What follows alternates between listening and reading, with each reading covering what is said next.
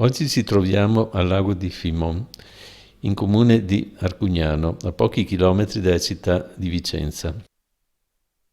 Il lago, di origine naturale, alimentato da sorgenti sotterranee, si estende per metri 1700 in lunghezza e circa 400 metri di larghezza, occupando un avvallamento tra i rilievi dei Colli Iberici ed ha una sua profondità massima di quasi 4 metri. Data la sua vicinanza alla città, è meta gradita per escursioni e passeggiate, agevolate da un percorso di complessivi 5 km attorno al lago, ombreggiato da numerose varietà di alberi, lontano, il noce, il sambuco, il nocciolo, il platano, il salice bianco, la roverella e il prugnolo. Solo in prossimità del parcheggio, dove le auto non possono andare oltre, si trovano alcune attività di ristorazione.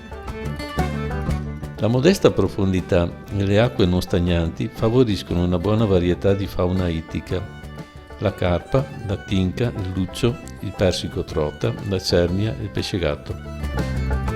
Di conseguenza è praticata la pesca sportiva, ma solo sul fronte lago verso il parcheggio.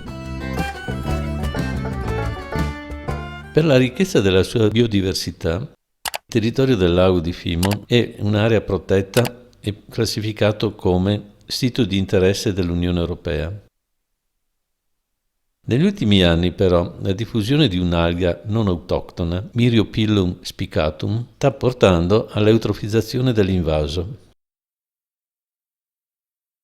Considerate le sue caratteristiche, il luogo è stato attraente per l'insediamento umano già a partire dal IV millennio a.C., nel periodo neolitico, come testimoniano i numerosi reperti trovati e classificati ancora nel XIX secolo dal naturalista vicentino Paolo Lioi.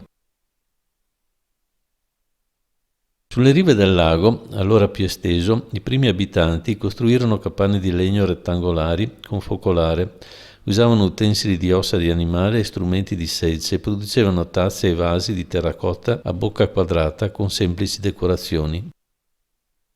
Dal Neolitico la frequentazione antropica continuò nell'età del bronzo. Il Myriophyllum spicatum, o millefoglio eurasiatico, è una pianta ossigenante, sommersa, e potete trovarla a poco prezzo dai rivenditori di piante acquatiche, che ve la consigliano per il vostro eventuale laghetto da giardino, evidenziando le seguenti principali caratteristiche. È una pianta a rapida crescita di colore marrone rossiccio, è ben ancorata al fondo con le radici e si sviluppa formando densi gruppi di piante.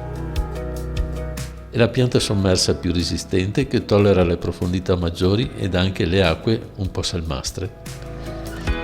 In estate fa delle piccole infiorescenze rossastre a pelo d'acqua.